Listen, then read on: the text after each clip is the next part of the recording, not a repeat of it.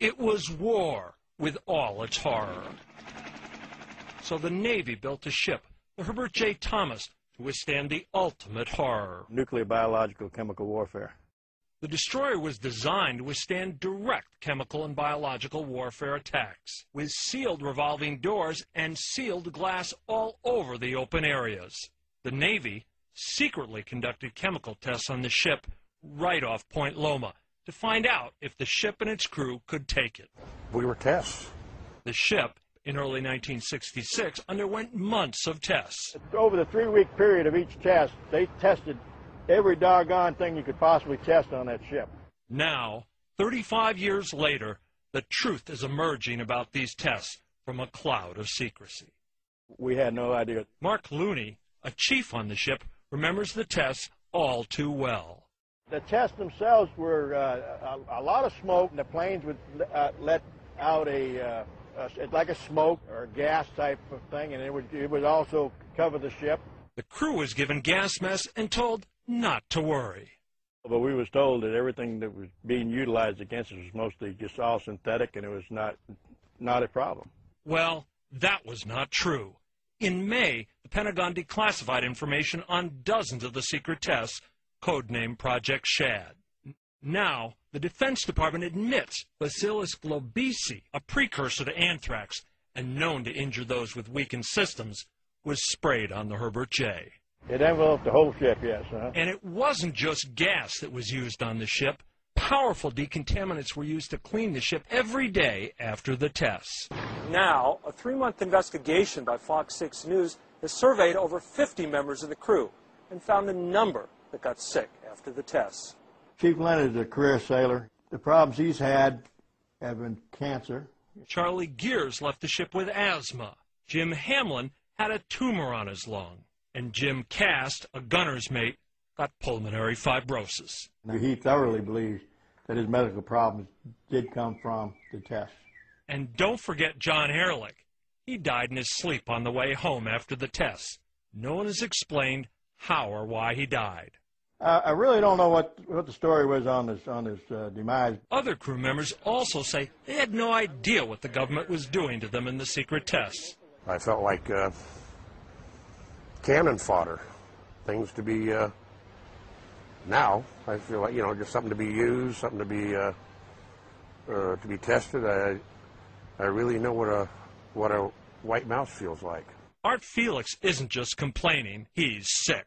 Although a smoker, his doctors can't explain his cough. My cough is uncontrollable.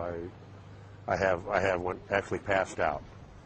I don't know what to blame it on. Fellow shipmate Rob DeBoer can't forget what happened to him right after the tests. I developed some twitching in my arms, in my face, around the top of my forehead. Couldn't understand what it was coming from. Went to a specialist, a neurologist, and he diagnosed me as having MS, multiple sclerosis. And while DeBoer wasn't crippled by whatever hit him, he wonders why it took the Pentagon 35 years to admit he was exposed to BG gas. 35 years is a long time to keep something quiet. The individuals involved should be entitled to testing and to medical care. Dr. Ruth Heifetz, who specializes in workplace toxic exposure, is worried not just about the gas used on the ship, but about the powerful decontaminants used all over the ship and now known to cause cancer. They're toxic to a number of different systems in the body. And for the men of the Herbert J who were exposed, they can only wait for the next disclosures about what was done to them. Time is not on their side. Our median age group is in the 50s. We could all be dead by the time they finally release everything. And who will know?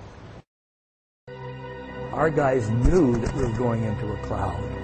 We knew what we were inoculated for, and we knew that we had safety precautions to take because it could be deadly if we didn't follow them. The crews on the Herbert J. Thomas did not know that. The so-called harmless gases released on board the Herbert J. Thomas in the winter of 1966 off Point Loma weren't so harmless.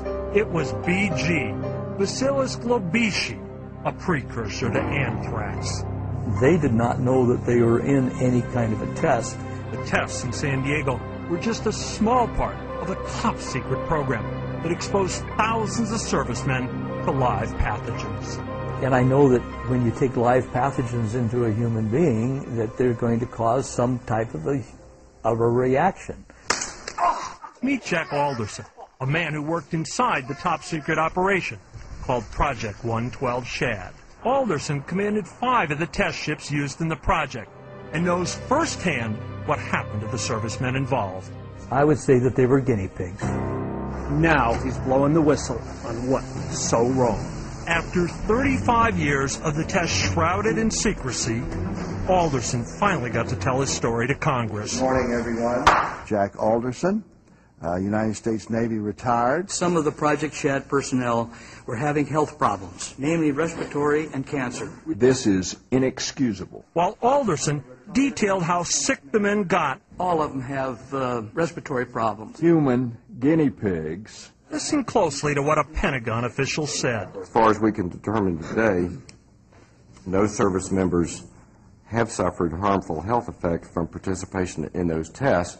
But that statement is not accurate. Fox 6 News has uncovered a private VA study that reveals that Shad veterans have a 3 times higher mortality rate than other veterans. Just look at the study. A 3-fold death rate due to respiratory disease. But, now the VA says the study we uncovered isn't good science. I believe it's a cover-up. I believe that they're trying to cover up what they did back there because of the liability. Not only did the Pentagon tell the congressman they knew of no sick sailors, they also said that the crews had proper protections from toxins. But what about the decontaminant cleaners used all over the ships? What we used on the interior of the vessel to decon at that time was beta-propyolactone and formalin, both of which are known to be highly carcinogenic. Fox 6 News tracked down Leonard Devine of Poway, a former government scientist from the secret test, who now admits the cleaning agents were deadly. Most of them, I believe, could cause cancer. But neither the Pentagon nor the VA has talked to Devine about what he knows. The VA has known about Shad for a fairly long time. I have had rumors that they have known hardcore about Shad since 1991. With the Defense Department denying only until months ago that the tests actually happened, time's running out for the Shad veterans. Well, we're dying off pretty quickly. There's a lot of us that believe that they're hoping that we'll die off and we will go away.